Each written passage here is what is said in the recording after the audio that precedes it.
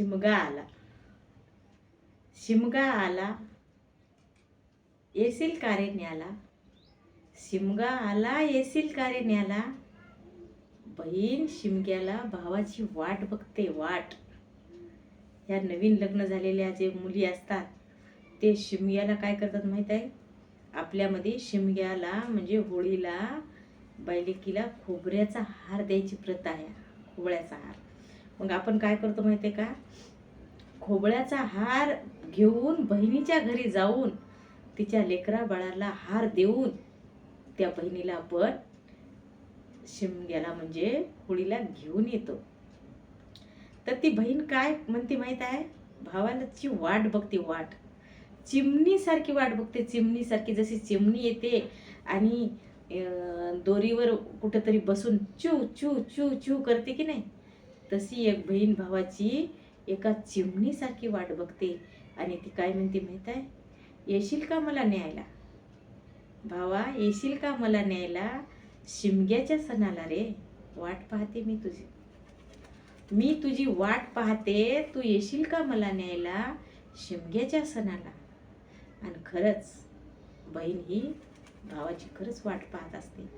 म्हणून भावानं काय करायचं माहित आहे का, शिमग्याच्या सणाला बहिणीला आणायला जायचंय, बहिणीला आणायला जायचं.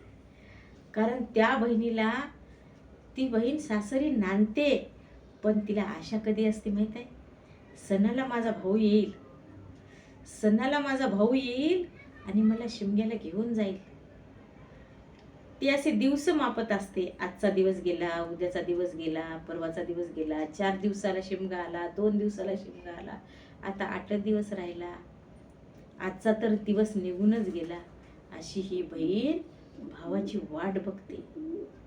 आणि ज्या वेळेस तो भाऊ दारात जाईल, तिला आणायला जाईल भाऊ, त्यावेळेस तिचा सीन भाग सगळा हरून जाते.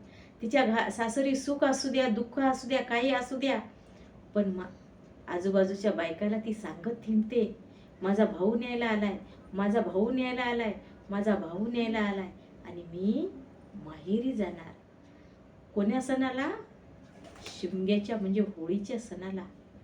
होळीच्या सणाला मी माहेरी जाणार, हे ती सगळ्या आजूबाजूच्या महिलांना सांगते, महिलांना सांगते.